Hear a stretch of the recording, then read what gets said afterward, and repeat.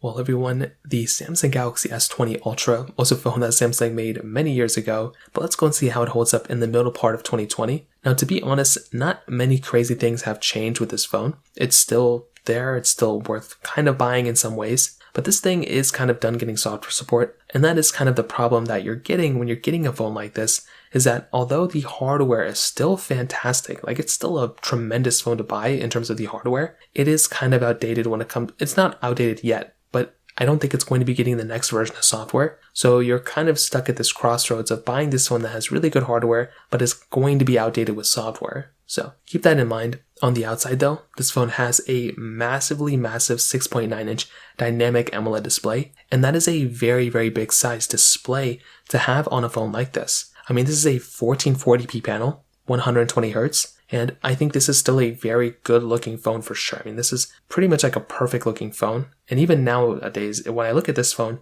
and I even compare it to the S23 Ultra, I kind of like this one in some ways. Like that more rounded out corner design looks a little bit nicer sometimes, but very, very good display. Nothing really to complain about it here. Within this phone, you are getting a USB-C port, which is great, and you're also getting a microSD card slot. This was, I don't know if this was the last microSD card slot on the Ultra, but this was a very close one to being one. Maybe it was the last one, and that's a crazy thing. This phone having that type of capability was amazing, and it's sad that Samsung has removed it basically from that point. On the back, we're getting the standard glass back, and we're getting like a quadruple camera setup, which is insane. We're getting wireless charging, reverse wireless charging, just a very, very good phone regardless of the way you look at it. And it's just insane that Samsung made a phone like this back then, because it's still such a crazy phone for sure. So from that perspective, totally gets a thumbs up for me for a fact. Now, on top of that, the camera side, I mean, like I mentioned, this camera is just insane. You're getting basically a quad camera setup. You're getting a wide periscope telephoto, ultra wide, and then a depth camera. And you're also getting a wide angle camera on the front.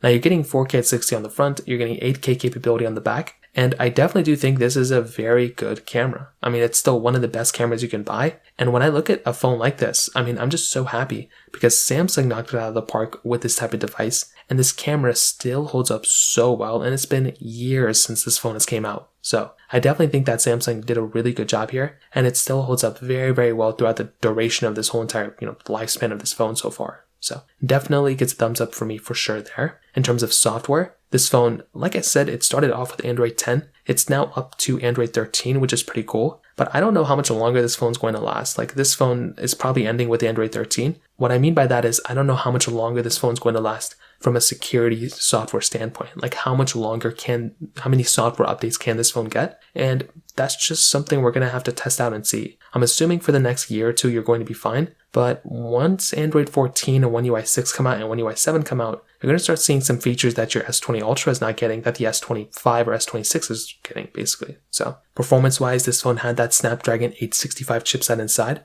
with 12 gigs of RAM on the base model and then 16 gigabytes of RAM on the top tier model. I totally forgot at this moment they had those types of, specifications. And it's crazy that this phone had that type of power at that time. That's basically how fast my MacBook is. In terms of the RAM, that's how much RAM my MacBook has, which is insane. So this thing is a very, very powerful machine. And even now, you're still going to be getting really good performance from it. That chipset is a little bit outdated though. Not outdated, it's just a little bit older. But regardless, I still think it's a pretty decent performing phone when it comes down to it. So to kind of sum it up, I definitely do think the S20 Ultra was a tremendous phone when it first came out. I just don't know if this would be a phone I would recommend buying anymore, considering that the software update portion is a little bit outdated. So take that as you will, but that's kind of how I see this phone as of right now. If you have any other thoughts or questions, let me know in the comment section below. Hit the like button, that would mean so much, but definitely hit that subscribe button. More importantly than everything else, I love every single one of you guys. Hopefully I'll catch you guys in the next video. Peace out till then.